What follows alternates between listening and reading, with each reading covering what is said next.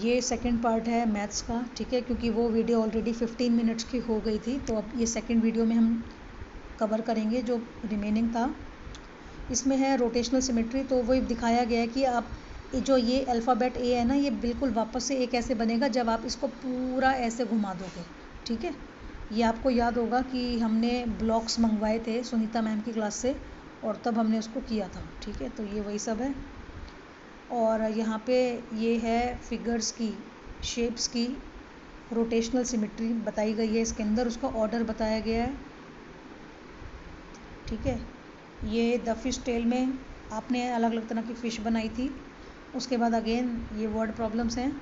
अच्छा, ये जो वर्ड प्रॉब्लम्स हैं ये बैंक से रिलेटेड हैं कि जब कोई पर्सन बैंक से लोन लेता है तो उसको इंटरेस्ट पे करना पड़ता है, तो इससे रिलेटेड हमने बहुत से एग्जांपल्स किए थे, आप इसको अच्छे से रिवाइज कर लेना, ठीक है। ये अगेन रोटेशनल सिमेट्री है। उसके बाद ये क्या है, ये देखो, ये आपको पूरा समझाया था कंसेप्ट कि जब आप बैंक में कोई पैसे जमा करोगे तो उसको डिपॉजिट करना कहते हैं, निकालते हो तो विड्रॉ करना कहते हैं। तो जब आप अपना पैसा इन्वेस्टमेंट के लिए, भाई आपके पास एक्स्ट्रा पैसे हैं, आपने जमा कर दिए बैंक में, तो बैंक आपको इंटरेस्ट देगा, थैंक यू मनी देगा, है ना। और अगर आप मांगते हो बैंक से अपने खर्चों के लिए पैसे, तो आपको थैंक यू मनी देनी पड़ती है, ठीक है।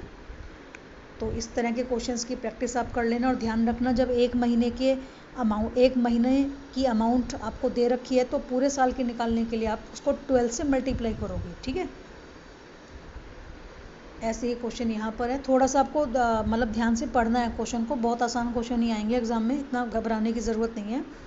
ये वेट के बेसिस पर है कि भाई कितनी बड़ी फ़िश है या कितनी छोटी फ़िश है, तो उसका अंदाजे से कितना वेट होता है। ये ट्रू फॉल्स वाले क्वेश्चंस आप कर लेना रिवाइज। उसके बाद ये अगेन वर्ड प्रॉब्लम्स ही होती हैं इस चैप्टर में तो सबसे ज़्यादा। फिर ये ग्राफ वाला टॉपिक है, ठीक है ना। तो इसमें हमने full squares, half square, half से ज़्यादा, हाफ से कम, वो सब काउंट किए थे, ठीक है। मेन पर्पस था इसका कि आप समझ पाएँ कि भाई ग्राफ पेपर क्या होता है और किस तरह से हम उस पर जो भी शेप बनाते हैं उसमें किस तरह से एरिया कवर किया जाता है उसका, ठीक है। उसके बाद ये फैक्टर्स और मल्टीपल्स का जो टॉपिक था, तो जैसे अब हमें 6 के फैक्टर निकालने हैं, तो 6 के फैक्टर कौन होंगे, ऐसे सभी नंबर जो 6 को पूरा पूरा डिवाइड कर दें, पूरा पूरा डिवाइड मतलब एग्जैक्टली डिवाइड कर दें, कि जब आप 6 को डिवाइड करो उस पर्टिकुलर नंबर से तो रिमाइंडर 0 आए, तो 1 से डिवाइड करोगे 6 को तो 0, तो 1 इसका फैक्टर होगा, ठीक है। ऐसे ही वो नंबर खुद भी अपना फैक्टर होगा, बाकी के 2 और ये 3 हमने यहाँ निकाले हैं। इसको निकालने का एक ही तरीका है, आप 2 से या एक नंबर तो होगा ही सबका, तो 2 से, 3 से, 4 से, 5 से, 6 से डिवाइड करके देख लो आप उस नंबर को, ठीक है। तो आप ऐसे डिवाइड करने वाला तरीका यूज़ करोगे तो आप किसी भी नंबर के 4 से 5 फैक्टर तो आराम से निकाल सकते हो, ठीक है। ये ट्रू फॉल्स देख लेना आप। फिर ये मल्टीपल है, मल्टीपल भी आसान है, किसी भी नंबर के आपको बोले 15 के मल्टीपल्स निकालो, तो आपको पूछना है क्वेश्चन में कि कितने निकालने हैं, 3 निकालने हैं, 3 या 4, तो 15 1 जा 15, 15 2 जा 30, मल्टीप्लाई कर करके लिख दो। मगर ध्यान रखना कि सिर्फ टेबल टेबल लिखकर मत छोड़ देना, नीचे लिख देना कि भाई मल्टीपल्स ये हैं, ठीक है। देखो ये इसी तरह के क्वेश्चन हैं।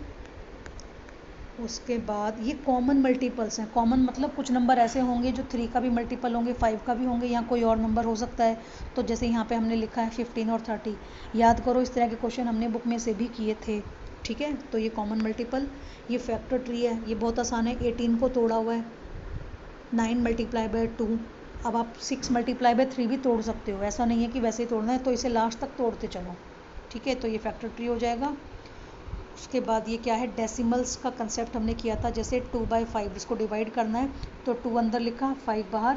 अब 5 से 2 डिवाइड नहीं होएगा क्योंकि 2 जो है वो छोटा नंबर है, तो अब क्योंकि ये इससे डिवाइड नहीं हो पा रहा है तो हमने यहाँ क्या लगाया, डेसिमल लगाया, ठीक है।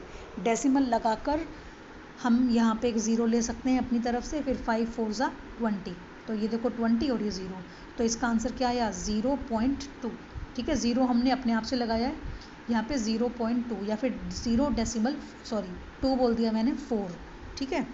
तो अगर हमें 2 डिजिट तक करना है तो हम और 0 अपनी तरफ से यहाँ लगाकर इसको कर सकते हैं, ठीक है। ये है, इसको किस तरह से रीड किया जाता है, तो इसको 21.34 बोलते हैं, क्योंकि ये अपने आप में कोई कंप्लीट नंबर नहीं है इसीलिए, ठीक है। आगे बढ़ जाओ। ये है डेसिमल में अगर कोई नंबर है तो उसको वापस से फ्रैक्शन में कैसे करना है। तो ऊपर लिखेंगे 25 और फिर 1 लगाएंगे अपनी तरफ से, डेसिमल की जगह पे 1, और जितने नंबर्स हैं उतने 0। ठीक है, ये अगेन ये रिवीजन शुरू हो गई है। देखो हमारी ये मिक्स्ड फ्रैक्शन है, ये क्या है, ये है पैटर्न कंप्लीट करना है हमें कि नेक्स्ट पे क्या आएगा। उसके बाद ये क्या, ये भी बहुत आसान है, हेक्सागन पैटर्न। इसमें क्या करना था, इसमें ये करना था कि जो सर्कल में नंबर है इन दोनों को मल्टीप्लाई करके स्क्वायर में लिखना था। तो 9 मल्टीप्लाई बाई 11 99, ऐसे ही 9 को 12 से मल्टीप्लाई किया 108। ठीक है, ये पैलिंड्रोम नंबर वो होता है बच्चों जो उल्टा सीधा एक जैसा होता है। मतलब जैसे 999, इसको ऐसे रीड करो तो भी ये यही रहेगा, उल्टा रीड करो तो भी ये यही रहेगा। तो इस पे ऐसे क्वेश्चन बन सकते हैं, आप पैलिंड्रोम नंबर पहचानो कौन से हैं, या फिर चेक करो कि कोई पर्टिकुलर नंबर पैलिंड्रोम नंबर है या नहीं। ठीक है, तो कैसे चेक करोगे, जैसे ये है 132, तो इसको उल्टा कर दो 231। अच्छा, ये तो था पैलिंड्रोम नंबर बनाना, सॉरी। ठीक है, पैलिंड्रोम नंबर बनाना, तो इसमें क्वेश्चन में ही दे रखा था एक नंबर लो, उसको रिवर्स करो और ऐड कर दो। ठीक है, इस तरह से हम बना सकते हैं। ठीक है, तो चेक करने को भी आ सकता है, बनाने को भी आ सकता है। तो बनाना होगा तो हम इस तरह से बना लेंगे। इसके बाद ये है एरिया और पैरीमीटर। ठीक है, एरिया और पैरीमीटर स्क्वायर का और रेक्टेंगल का। तो ये मैंने आपको फॉर्मूला लिखवाया था इसका, और मैंने आपको समझाया भी था कि फॉर्मूले को रटने की ज़रूरत नहीं है। अगर आप फॉर्मूला भूल भी जाओ तो आप कैसे कर सकते हो इसको। ठीक है ना, जैसे ये स्क्वायर है आपका, तो अब स्क्वायर का जो एरिया है, देखो एरिया निकालने का तरीका तो यही है, साइड मल्टीप्लाई बाय साइड। तो 6 6 36 हो जाएगा। पैरीमीटर का मतलब होता है चारों साइड्स को जोड़ दो, बाउंड्री होती है ना पैरीमीटर, इसलिए। ठीक है, ऐसे ही रेक्टेंगल है पेरीमीटर, तो ऐसे ही निकलेगा, चारों साइडों को जोड़ दो। और अगर आपको एरिया निकालना है तो एरिया निकालने का formula L multiply by B, यानी लंबी साइड लेंथ और ब्रेड्थ को मल्टीप्लाई कर दो। ठीक है, चलो। अच्छा, इसके बाद का जो काम है वो वो PDF में नहीं है, क्योंकि इसके बाद रिवीजन थी।